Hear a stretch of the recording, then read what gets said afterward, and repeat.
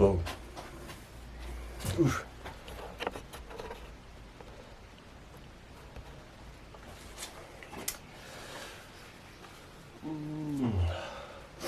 Bon bah bienvenue dans cette nouvelle vidéo. Et aujourd'hui on attaque le dur. Oui, j'ai déjà ouvert le colis, mais j'ai reçu tout ce qu'il faut normalement pour remonter entièrement la MSX.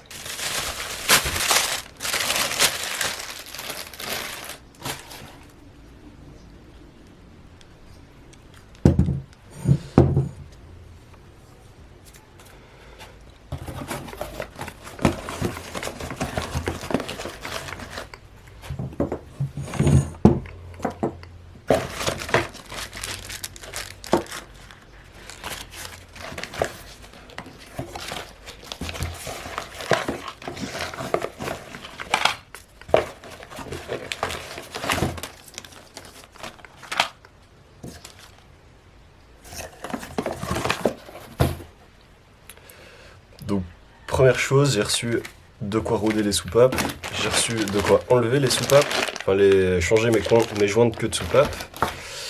J'ai reçu un piston de compression avec le kit joint, l'axe, les segments. Et c'est un piston haute compression Kitako. Alors vous voyez la différence avec les deux. Donc celui d'origine est creusé et celui haute compression est bombé légèrement, celui-là.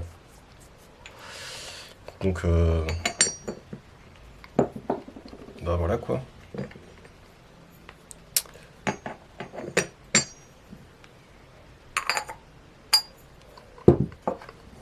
Donc il va falloir que je mette tout ce qu'il y avait là-dessus sur celui-là. Normalement c'est les mêmes.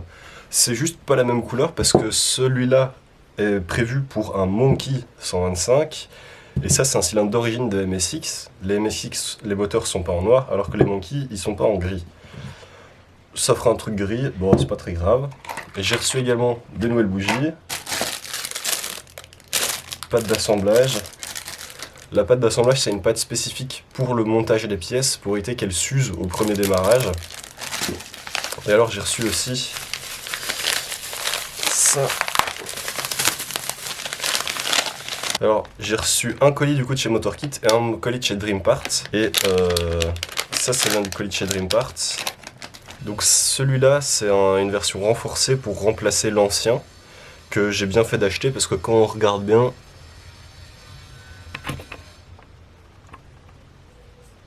celui-là toute la collerette autour qui est là, elle n'y est plus. Donc elle a été entièrement bouffée. Donc nouveau tendeur. Et alors j'en ai reçu un autre. Tac. Donc ça c'est le kit complet avec le deuxième tendeur, celui-ci, merde, qui lui était plutôt en bon état, mais quand je regarde le nouveau, bah le nouveau de nouveau il est en bien meilleur état que celui-là, donc j'ai bien fait de le changer aussi. Tac. Et alors normalement j'ai encore un dernier truc. Ah oui, j'ai ça aussi. Ça c'est une pochette de joints complète. J'ai reçu un petit colis de chez Honda avec dedans un bouchon pour régler le point Moro. Donc sur là-dessus là, sur ça. Et alors j'ai une nouvelle chaîne de distribution toute neuve d'origine. Donc normalement j'ai absolument tout pour tout remonter. Donc je vais commencer par une chose, c'est enlever mes soupapes.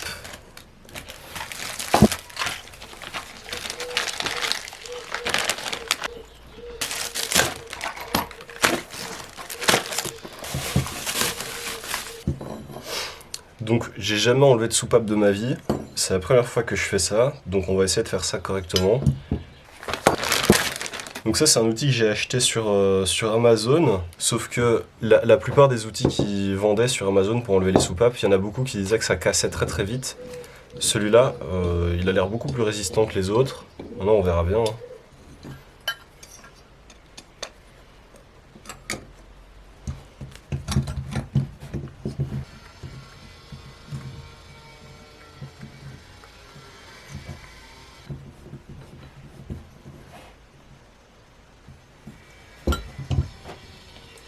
Donc là en fait je suis en train de presser sur la soupape et sur ici le ressort qu'il y a sur la soupape. Et alors il y a des clavettes.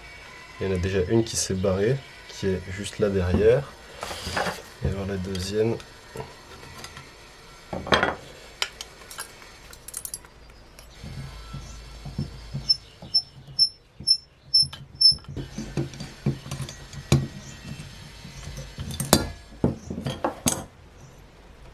Donc le ressort avec la coupelle. J'ai ma soupape.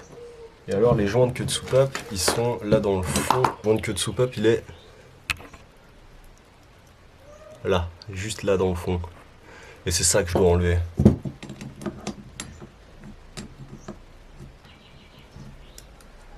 Je sais pas du tout comment est-ce qu'on est censé enlever ça. Je sais pas du tout comment est-ce qu'on est censé enlever ça. Ça ressemble à la base à des tout petits trucs comme ça.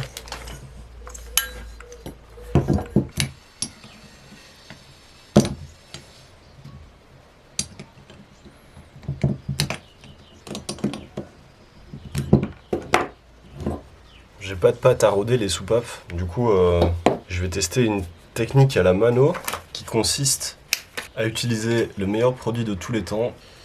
Ça va être des soupapes rodées au WD-40.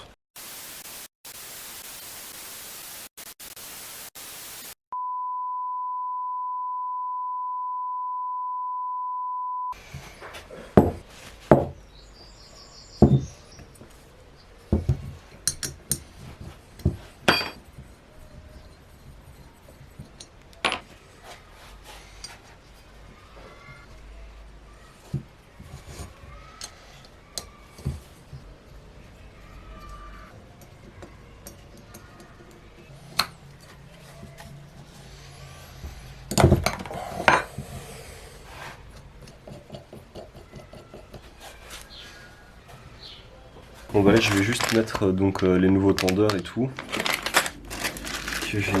Je sais déjà plus ce que j'ai fait de l'autre. Il est là. Ah oui mais ça c'est le gros ça. Est-ce que ça sert à quelque chose que je remplace ça? Alors ça tombe bien parce que le démontage date d'il y a 2 mois et du coup je sais plus dans quel sens ça va. Ça se met comme ça? Non. Ça c'est le truc qui se met sur le dessus, ouais c'est vrai, c'est ça.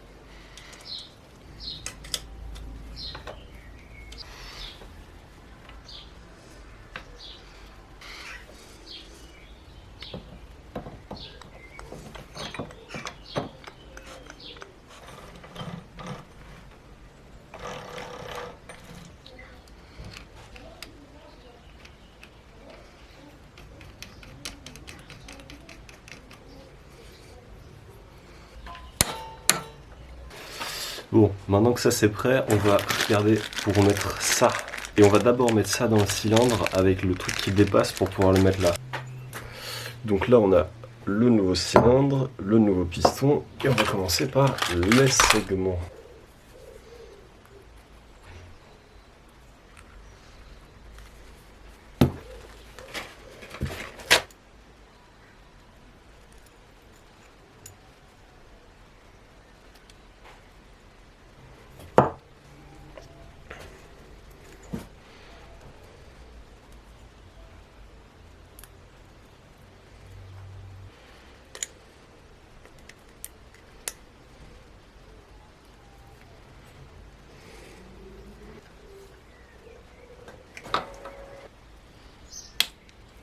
Donc là j'ai remis le piston sur le moteur avec l'éclipse de chaque côté. Et alors ce que j'ai fait c'est que j'ai remis un peu de assembly lube autour de l'axe. Je vais repasser un dernier coup de chiffon sur le plan de joint. Et puis on va renquiller le cylindre. Joints en base, moi je vais volontairement en mettre deux. Pourquoi mettre deux joints en base? Parce que j'ai remplacé un piston d'origine par un piston haute compression. Sauf que moi je veux pas que ça comprime de trop non plus, parce que c'est une machine avec laquelle je vais rouler tous les jours, et enfin c'est pour tout le temps quoi, donc ça doit rester fiable un minimum, et une machine qui compresse de trop, c'est une machine qui chauffe, et donc qui s'use plus vite. Donc moi je vais mettre deux joints de culasse, deux joints d'embase pardon, pour avoir un petit peu plus de, pour avoir un tout petit peu plus de hauteur et que ça comprime un peu moins au-dessus.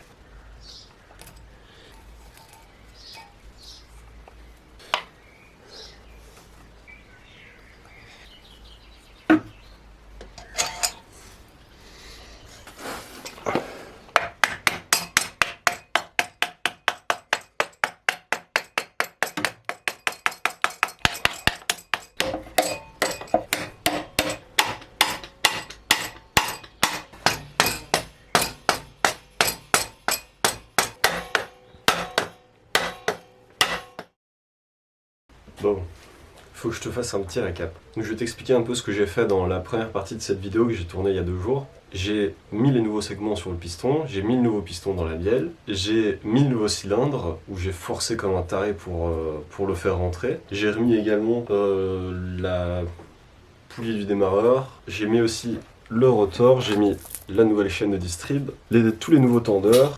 Mais en gros, quand j'ai remis mon cylindre par-dessus mon piston, je vais te mettre une petite photo là de ce que j'ai retrouvé en enlevant le cylindre du coup, parce que j'arrivais pas à faire rentrer le cylindre jusqu'au bout. Vu que mon segment était complètement tordu, et du coup j'ai griffé tout l'intérieur de mon cylindre. J'ai enlevé le cylindre, j'ai remis un ancien segment parce que c'était un racleur. Donc j'ai remis un des anciens racleurs que j'avais sur mon ancien piston. J'ai tout remonté, là c'est rentré nickel.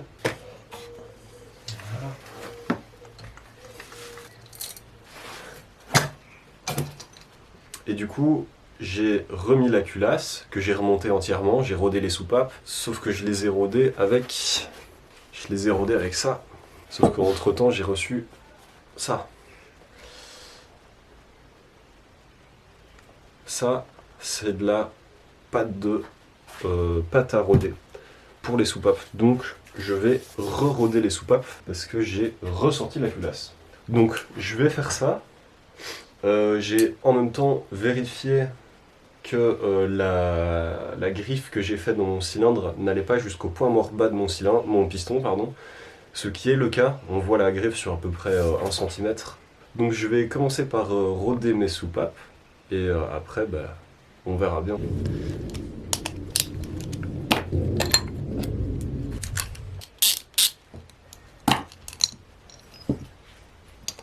Désolé, vous n'allez pas voir grand chose.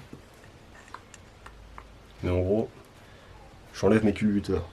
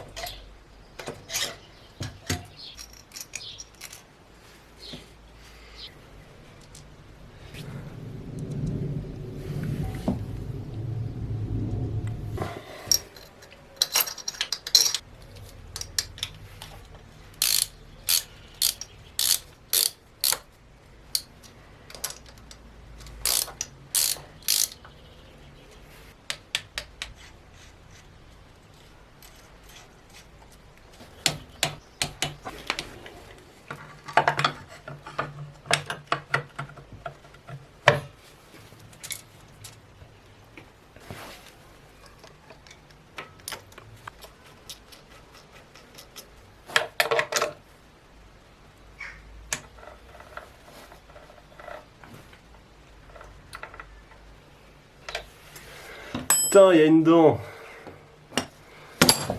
Vas-y, il y a une dent.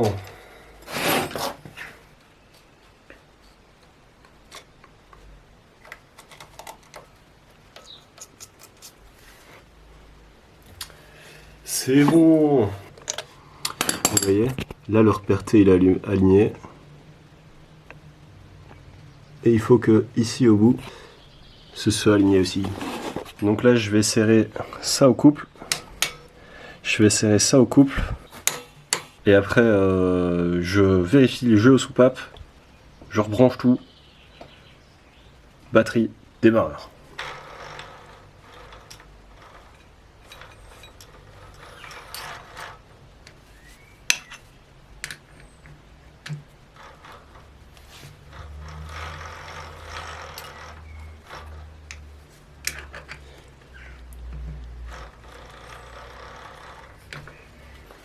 Bon, -9. Et là, normalement, first try. Non. Deuxième try.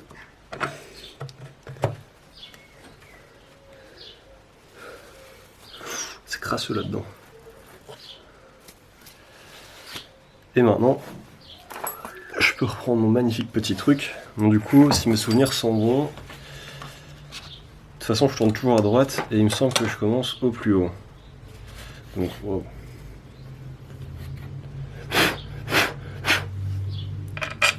Nice.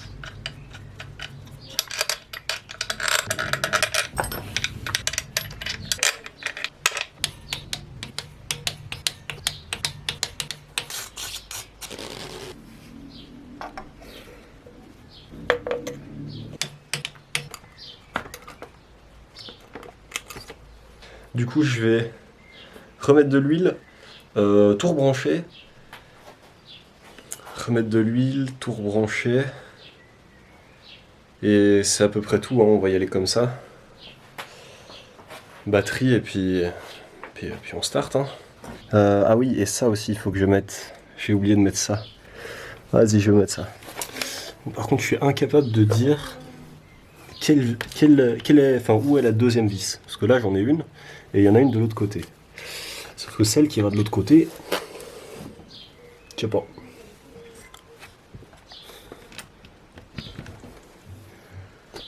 Je pense que j'ai trouvé la vis que c'était. Quoique, ça va bien. Ah si, j'ai trouvé la vis. J'ai trouvé la vis. Ça doit faire un quart d'heure que je cherche. Et la seule clé 10 que j'ai trouvée, c'est celle qu'il y avait dans la pochette d'origine. Oui, les outils qui sont embarqués avec. Donc je vais finir de serrer avec ça. J'avais prévu le coup, je savais qu'en faisant un atelier, j'allais perdre des clés de 10. Donc j'en ai pris 4. On n'en trouve plus aucune. J'ai trouvé.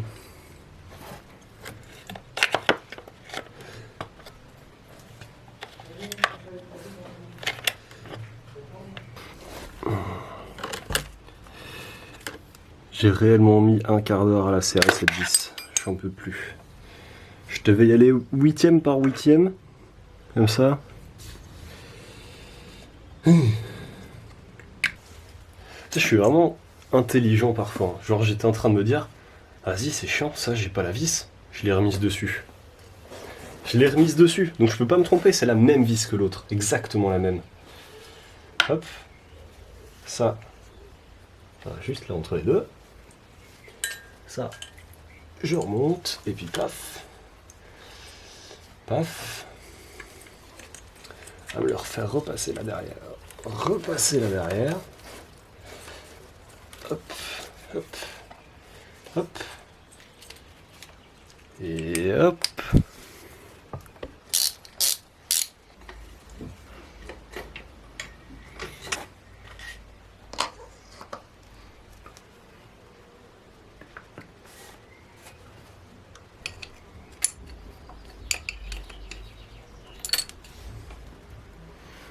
L'ancienne bougie, elle était vraiment dégueu. Du coup, je vais direct en mettre une nouvelle.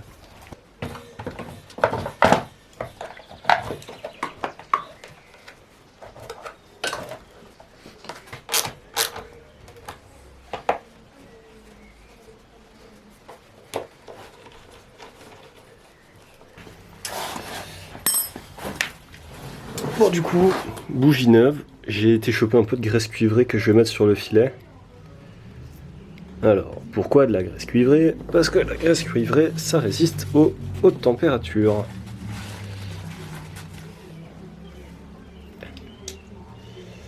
Donc, voilà.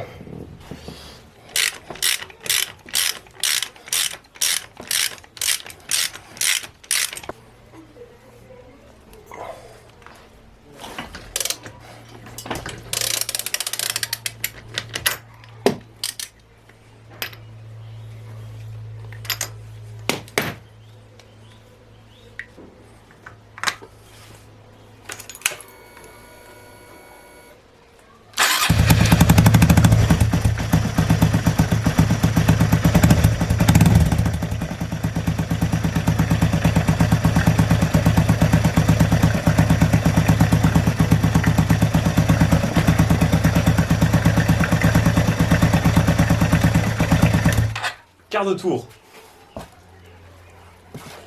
Ça a démarré direct. C'est bien ça. Par contre, elle tourne un peu comme une patate, mais je pense que c'est juste parce que le couvercle d'huile n'est pas mis.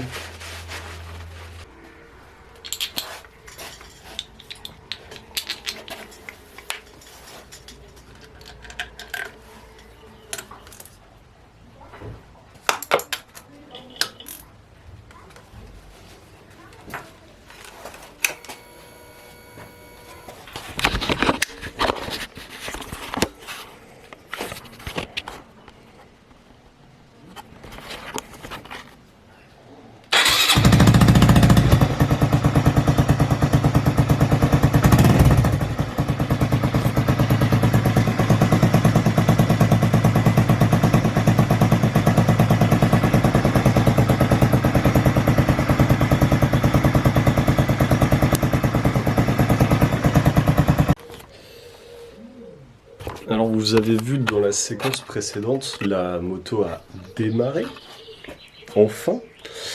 Par contre elle tourne un peu comme une patate, et je pense que c'est parce que j'ai pas mis de joint d'échappement, et du coup il y a la plupart de l'échappement qui sort avant d'arriver vers la sonde lambda. Enfin bref, ça fausse la sonde lambda, et c'est ça qui fait que ça déconne. Et je ne sais plus ce que je voulais dire, sinon tout le reste ça va, donc je vais enlever le radiateur d'huile, je vais pas l'utiliser maintenant. Je vais mettre un joint d'échappement, remonter tout, et puis je vais aller faire un petit tour. Avec tout petit tour. Juste tout petit, tout tranquille, tout posé. Bon, du coup, maintenant que ça démarre, il me reste plusieurs choses à faire. L'échappement, le support de plaque, parce que j'ai enlevé le support de plaque, il traîne là quelque part. Voilà. Magnifique support de plaque, comme vous voyez les clignots sont magnifiques. Il faudrait que je remette des clignots aussi. Il faut que je fasse la face avant, parce que comme vous voyez je l'ai enlevé pour pouvoir enlever le radiateur. La roue arrière aussi, parce que comme vous voyez, par exemple là, il manque un écrou. Donc la roue arrière, l'échappement c'est mettre le joint d'échappement, plaque, face avant, roue arrière, mettre la chaîne, parce que la chaîne elle est juste là, et les carénages. Et puis on est parti.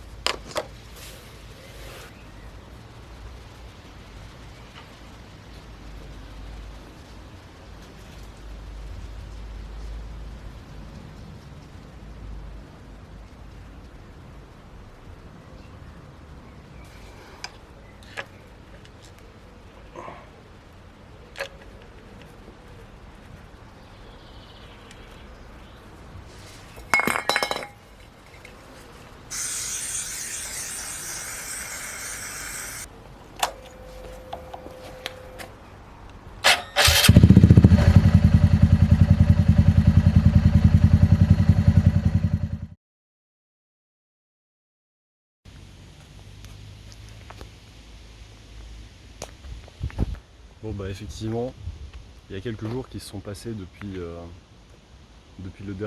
la dernière séquence que vous avez vue. Je sais pas vous dire exactement combien, mais je peux vous l'afficher genre juste là.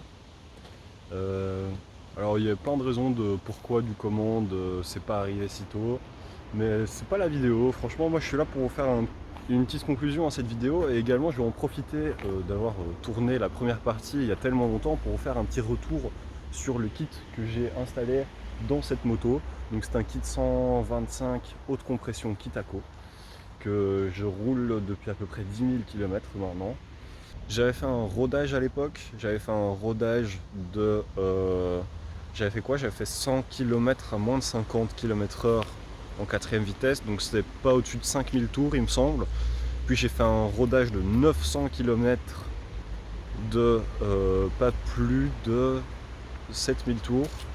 Et après seulement j'ai pu exploiter la moto correctement. Moi franchement j'en suis très content. J'ai fait ma vidange tous les 3000 comme c'était prévu. Et jusqu'à maintenant je n'ai pas eu de problème lié au moteur depuis l'installation de ce kit. Donc franchement j'en suis très content. Comme vous le voyez sur la moto, il y a beaucoup de changements. Je peux vous faire un bilan complet MSX 2 ans après et 20 000 km après.